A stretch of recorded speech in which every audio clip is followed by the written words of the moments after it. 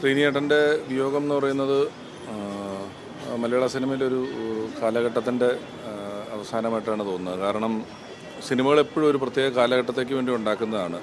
ശ്രീനിയേട്ടൻ എഴുതിയിട്ടുള്ള ഏത് സിനിമകളും നമ്മളൊരു 2 കൊല്ലം കഴിഞ്ഞ്, 5 കൊല്ലം കഴിഞ്ഞ്, 10 കൊല്ലം കഴിഞ്ഞ് വൈകുന്തോറും അതിൽ പറഞ്ഞ വിഷയങ്ങളുടെ പ്രസക്തി കൂടിക്കൂടി വരികയും അതിൽ പറഞ്ഞ വിഷയങ്ങളെല്ലാം നമുക്ക് ഏത് കാലത്തും യൂണിവേഴ്സലായിട്ട് നമുക്ക് റിലേറ്റ് ചെയ്യുകയും ചെയ്യുന്ന വിഷയങ്ങൾ വെച്ച് സിനിമ ഉണ്ടാക്കിയിട്ടുള്ള ഒരാളാണ്.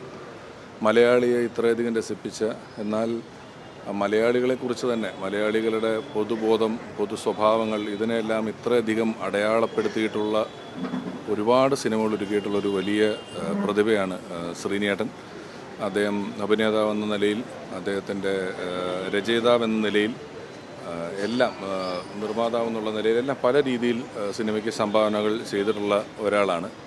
എപ്പോഴും ജീവിതത്തെയും ഏറ്റവും സരസമായി കാണുകയും നർമ്മത്തിലൂടെ കാര്യങ്ങൾ പറയുകയും ആരെയും വേദനിപ്പിക്കാത്ത രീതിയിൽ നർമ്മം അവതരിപ്പിക്കാൻ അറിയുകയും ഒക്കെ ചെയ്തിട്ടുള്ള ഒരാളാണ്. ഞാൻ ഉൾപ്പെടുന്നൊരു തലമുറ ഒരുപക്ഷെ നർമ്മത്തിൻ്റെ ഏറ്റവും രസകരമായ വഴികൾ കണ്ടതും മനസ്സിലാക്കിയതുമെല്ലാം അദ്ദേഹത്തിൻ്റെ സിനിമകളിലൂടെയാണ്.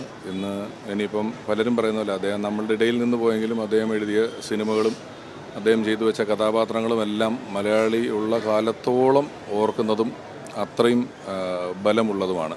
വലിയ വിഷമമുണ്ട്. കാലത്തിന് മുന്നേ എന്നല്ല, അന്നും അത് കാലത്തിനൊപ്പമായിരുന്നു.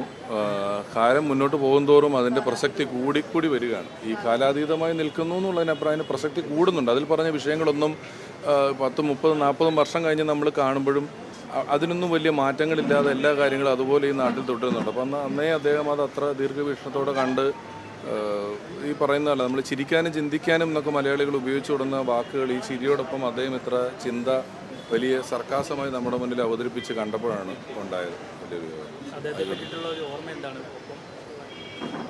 ഞാൻ 10-25 വർഷങ്ങൾക്ക് മുമ്പ് തന്നെ അദ്ദേഹത്തെ പരിചയപ്പെട്ടിട്ടുണ്ട്, കണ്ടിട്ടുണ്ട്. വർത്തമാനം പറയുന്ന സമയങ്ങളിലൊക്കെ എപ്പോഴും എൻ്റെ പരിപാടികൾ കണ്ടിട്ടുണ്ട്. അതിനെക്കുറിച്ച് അദ്ദേഹം പറഞ്ഞിട്ടുണ്ട്. അങ്ങനെ എനിക്ക് പെട്ടെന്നൊരു ഓർമ്മയില്ല, ഒരുപാട് ഓർമ്മകളാണ് ഈ സമയത്ത് വരുന്നത്.